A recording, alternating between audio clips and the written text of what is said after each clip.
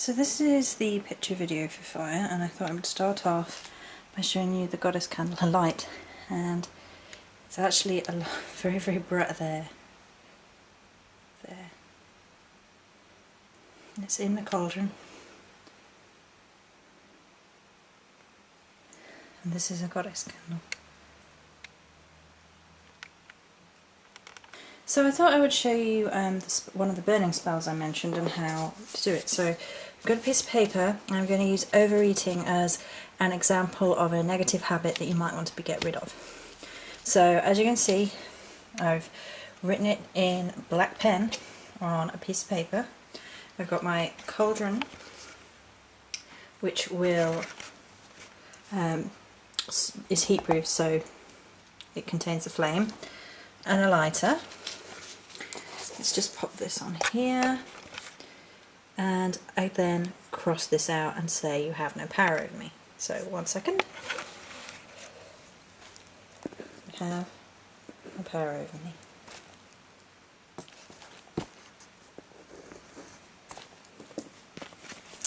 I've done it 3 times.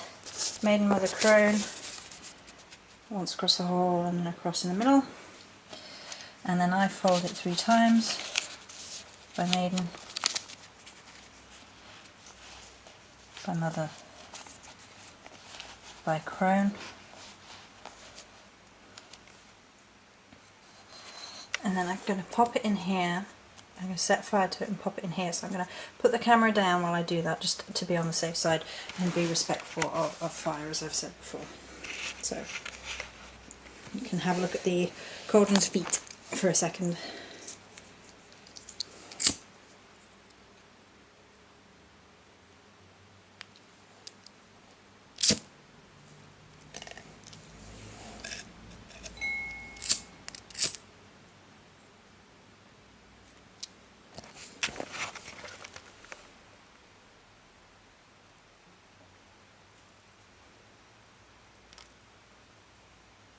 There we go, and smoke.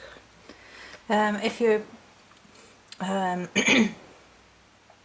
in your own home or whatever, try and make sure it's well ventilated, particularly if you're burning a little bit more or a little bit bigger piece of paper than that. And you can just pop the lid on afterwards. So, while we are at the altar space, let's have a look at some different varieties of candle. Okay, this is a god and a goddess candle, my working god and goddess candle, and these are actually scented. Now I call these working because these are the ones I light, and I don't light my beeswax spirals, which I use as statue representations. But these two are scented. The cinnamon one is for the god, and the snowberry one is for the goddess, and they're votives, and they smell really gorgeous, and I got them last Yule, so they're almost a year old. I don't always use them. Sometimes I use tea lights, and I've decorated them with herbs or whatever, but quite often I will use these two. Then obviously we have the candles that I make. There's the one for Samhain, and this is my working candle. I have a glass dish, which I use for many things, but quite often the working candle sits in it. So this is the working candle that I made, and I carved a pentagram with some glitter in. And this is the candle in which I use to bless things that I have made. So, okay. This is a smudge bundle that I made, which I did actually mention smudge bundles in the fire video. This one was lavender for my home and rosemary. So say I wanted to bless this object, I would have the candle burning. I would probably have said something beforehand, and then what I do is, after I have cleansed the object, so I will have passed it through a smudge stick or over the top of a smudge stick or some incense, or maybe a different candle. or sprinkled it with some salt or something like that. So then I would light the, in fact we can light it. We can light the working candle.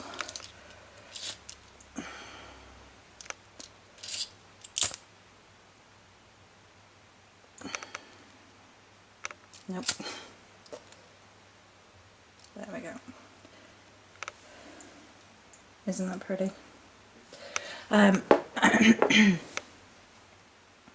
So this is my working blessing candle, and I would take the object to be blessed and consecrated, however you want to put it, and I would draw an invoking pentagram over the top, which is when you start at the top rather than down the bottom. Remember, it's this way.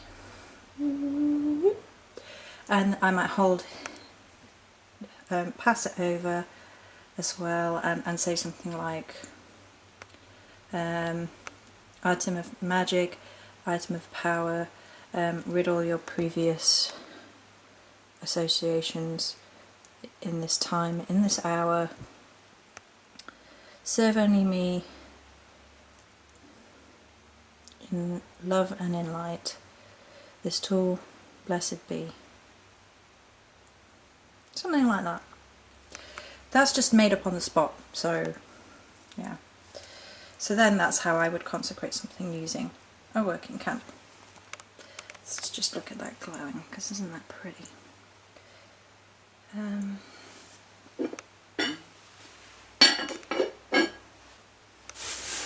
I'm going to leave you looking at that a second, because my tool to put candles out has gone for a walk. Right. So I use, well used, can't you say?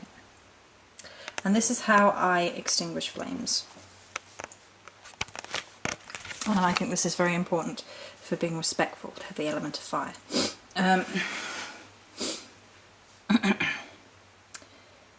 Though you are extinguished in this world, may you burn ever bright in the ether. Blessed be. So I just thought that was worth a mention. Oh. This is the fire corner. Little fire elemental in there. There's orange calcite and tiger's eye, and the representation of fire is in reds, oranges, and it's a gold, and it's got carnelian working up through it. It's called, I think it's Dragon's Breath or Dragon's Spiral, this candle from Fragrant Temple. As you can see, I'm getting the altar ready for Yule, so it's in its in-betweeny stage. And talking of Yule, I'm going to show you these. I got these from Evolution.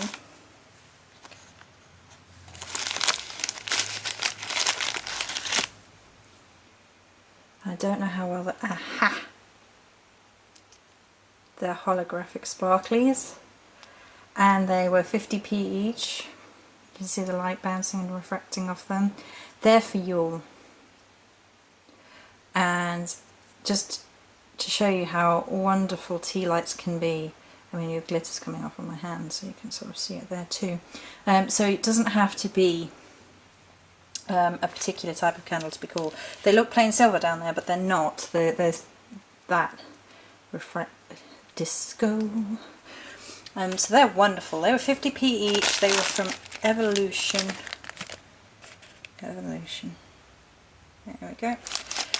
So I've shown you a few different types of candles actually. Tea lights, scented votives, beeswax spirals, and the pillar candles that I make.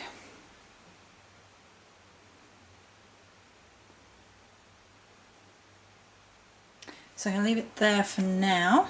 It's just, and I'll record a couple more bits. Oh, go on, come on.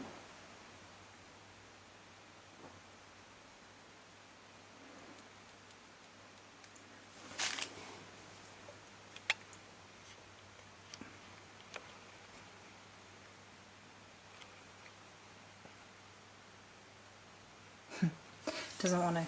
Alright then. So before we actually move on, I'm going to actually show you some spell candles and talk about colour magic as well, which I mentioned in the other video.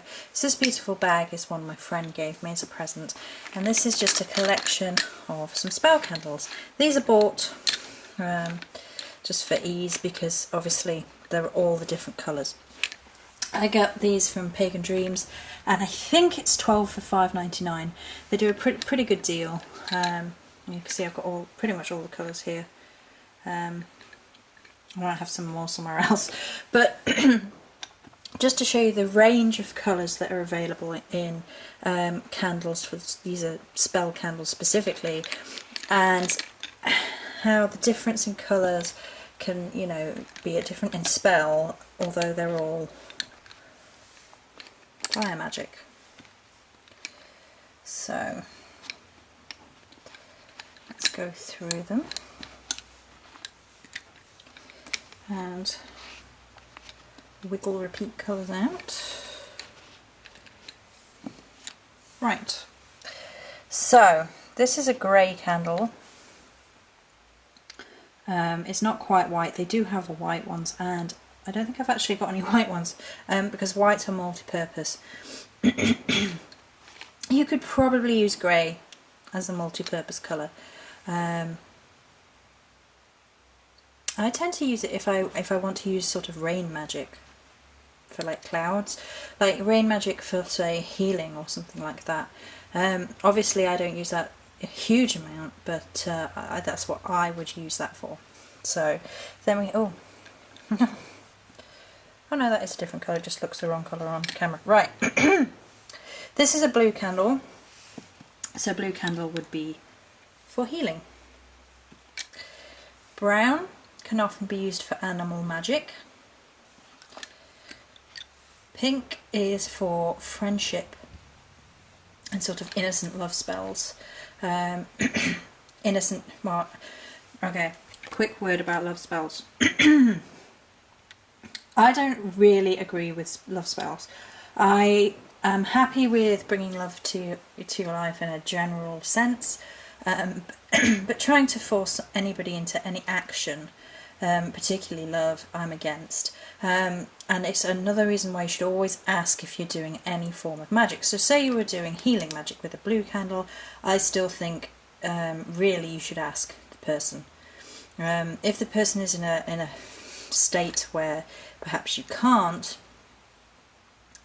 you need to meditate on that. But I mean for healing, because any other matter is, you know, if they're sick and in hospital, sort of sick, and take what you know of them, would they be happy for you to do it, meditate on it, maybe use a pendulum, tarot, all that. A quick word here, I mean, I've heard stories and heard people say, oh, I know this is best, and they're not looking at it objectively. Maybe they're in love with the person, maybe they're too closely involved, and spell work isn't the answer in that circumstance. So I may do a video on should I do a spell at some point, because it's a very important topic as far as I'm concerned, and it can get greatly overused. So green would be for prosperity, money matters, or earth magic. This doesn't look it, but it's a purple candle. Ah, there we go, that's a bit better. It's a purple candle, so spirit, divinity, connecting with goddess energies. Red would be for power, courage, or passion. Again, careful what you wish for, and yeah, just be ethical with your spell workings, I guess. Yellow for intellect and air in the realm of fire. Orange can be for courage and legal matters. And then black is for ridding yourself of negativity, getting rid of negativity, bouncing back, anything, you know, anything like that. A lot of people will say, oh, black candles for cursing. Well, you know, whatever. Black is absorbent and gets rid of, and like if you want to absorb and get rid of negativity, then black candles are fantastic for that. So that's just a row of spell candles. I really love these. They're a really great size. Have I got anything I can...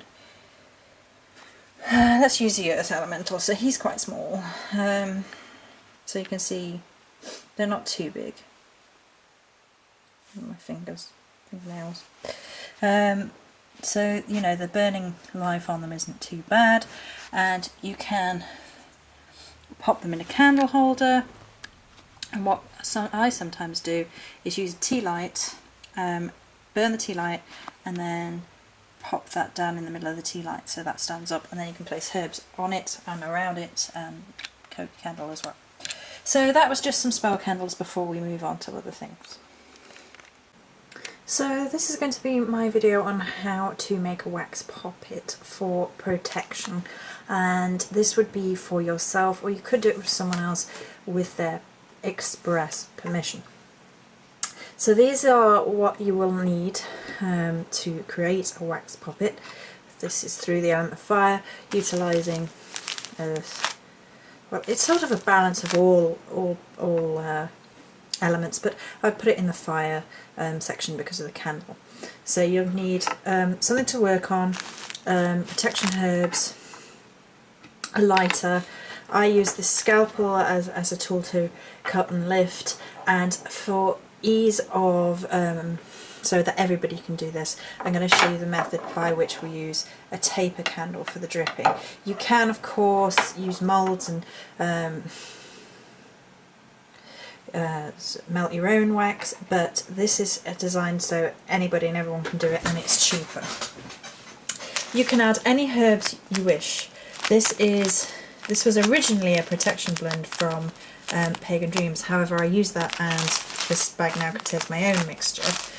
So in here we have bay leaves, marigold, nettle, let me see, there will be angelica, pine needles, nettle. Did I say nettle? Anyway, all the usual protection herbs. Angelica there, you see. Barberry maybe. You can put whatever herbs you want in. So, like that. So you put those to the side for the minute. And this is my working pentacle. As you can see, it's a bit of a mess. So, you take your candle, now this is a silver one because the silver is working within the goddess colourings. You could also use white, you could use any colour for and match up the purpose if you so wished. So I light the candle and then hold it down over the board and let it drip. If you hold it upright, it helps melt the wax more quickly.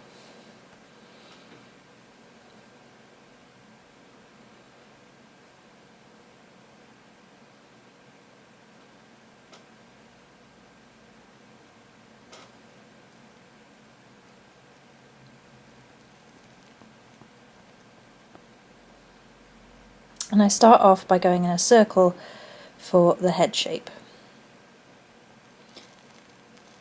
And then down the line.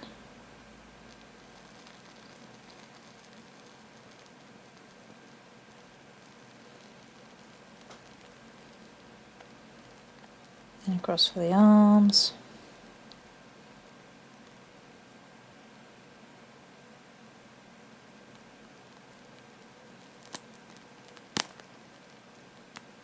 Twisting the candle to make sure that you're burning the wax evenly, and then across for the legs.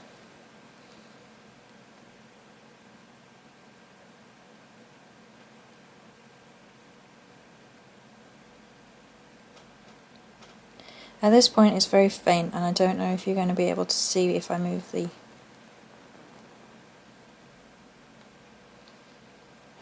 thing, so I'll just go over it. You have to keep going over it and build up a fairly thick base. It's fairly time consuming.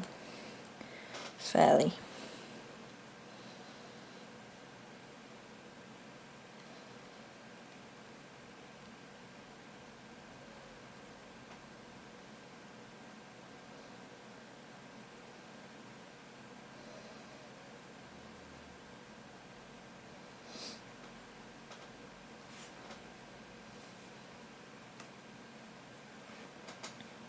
So I'm going to carry on doing this until it's a bit thicker and then show you what that's like rather than have you watch me all the way through, because it might take some while. So this is the base. This is the outline, and you can kind of see it. So, and I push with my fingers when it starts, if it leaks, so I just push it inwards. So this is the base, and I'm going to build up maybe 2 or 3 more layers so it's a bit thicker before we add the hoops. It's then at this point, after this point I've made it a little bit thicker, that I have then lifted it off the thing for the first time. I haven't done this on camera obviously because I wanted to be safe, and I use a Stanley knife, and you have to be very, very cautious when doing this part. But basically I just went around the edges underneath like this and just lifting it. I may then put a couple more layers on, it's still a little bit thin, before we put the protection herbs on. But that's what it looks like roughly at the minute. So this is the herb mix loose on top, some of it will fall out obviously. And I'm going to take a moment here to say that every step of the way you're filling the poppet with your intent. And it is a poppet, and I would discuss that in a second, and it's for protection, just once again. So every step when you're dripping the wax into a shape, you are focusing on the intent of the stuff at hand, so protection. So for yourself or for somebody who has given their permission for you to create it. So visualising this poppet creating a bubble of protection or something like that, and then the herbs are all blessed and consecrated with that filling of energy as well. And then I will seal this with wax as well, so that is sealing in the intent, and then this could go somewhere safe, in a bag, in a white bag, underneath the altar, on top of the altar, wherever you feel is the correct place for it to be, somewhere for it to be protected, and add that extra layer of protection within itself. So wax poppets are actually a pretty old form of magic, pretty European old form of magic, and they are not to be confused with the voodoo doll. The voodoo doll was something that came about of a merging of cultures. I've forgotten what the slave doll is called from Africa. I think I've forgotten, Biam, something like that. I've totally forgotten what the correct term is, I'm so sorry. But these two ideas merged when the horrible events of bringing slave labour over occurred. The English poppet, it was about sympathetic magic, which is magic to affect a person directly, and the African doll was to connect with spirit, as a divination, not a divination, a tool in which was utilised to create a connection with spirit, and the voodoo doll came about as a sort of merging of cultures. But the poppet is the original idea of the sympathetic magic, whereby it's meant to represent a person, and the effect on the poppet is supposed to affect the person. So that is worth knowing as I do this for the fire video. And also, this is for protection. You can also do one for purification, you can do one for healing, you can do one for just about anything. But as I said, it's best to do it for yourself or with someone whom you have express permission from to do. I do not agree with any magic that is directed at a person on purpose without their permission. Some people might, in dire circumstances, do it, and obviously there's the whole issue of hexing and cursing on a particular person. I don't agree with it. Sorry, I don't agree with causing a person harm. Myself, I think even the most despicable people, you give it up to the higher power and ask them to deal with it. I have no issue with return to sender type spells like reflecting negativity, reflecting harm, which is taking care of yourself. But I disagree with any line of thought which is like you have to use a knife to defend yourself. You use a shield, if you ask me. weapons are for attack, and I am a believer in fighting. My matron goddess is the Morrigan, so she is a warrior goddess of war, and at no point should this be taken as me saying I'm a pacifist, I lie down, I just take it. However, there's a level of, with spellwork as within life, a level of moral responsibility as pagans, as witches, not to behave badly, basically, and immorally. So as I continue with this puppet, I just wanted to say that, because this is not created at any point within this video for harm. This is for me, for protection on a psychic level, so protection against psychic vampirism or protection against negative nonsense sent my way. So that's him with his herbs on. Well, her technically, as it's me. But so I shall seal it up now with wax and show you afterwards. So here we go. Still a little bit warm, still a little bit wet in places, but that has been sealed on. I might do another level of sealing. I'll see how I feel about it. And that is the herbs sealed within the poppet, which is actually really quite pretty. So this is what it looks like when it's finished and done. And then that can be placed on the altar or in a safe place, as I said, when I was in the process of making it. So that's what the taper candle looks like now. So I've used a fair old chunk of it. You can get taper candles like this quite cheaply all over the place. These are actually a gift from my sister, I believe, and I think she got them in Asda last Yule time, I think, and it was a whole pack of them, and they're quite good for this sort of thing. So there we go. If you wanted to add something personal to your poppet, like a hair or a nail or blood, if you were so inspired to do so, excuse me, you could, because that helps tie the bond between you and your poppet with the sympathetic magic. I put a hair in mine. I will then go and open circle and empower this further. So I will open the circle, I will consecrate it on my candle like I showed you earlier, and I will fill it with my energy, so visualize it white and go boop, like I've mentioned in the past, and then that is ready to do its work. I would only add anything like personal, like a hair or nail or whatever, to poppets on which are for yourself, because it's tying it to you. And once again, I don't agree with using these to the detriment of anybody else, so I think as witches we have a moral responsibility to make the world a better place, not a worse one. And there are so many hardships and misconceptions about witchcraft and Wicca and all the rest of it as it is, perpetrated by the media, never mind within people who are just, you know, doing it for whatever reason, I don't know. So I just wanted to reiterate that, because obviously this might be an issue that might bother some people.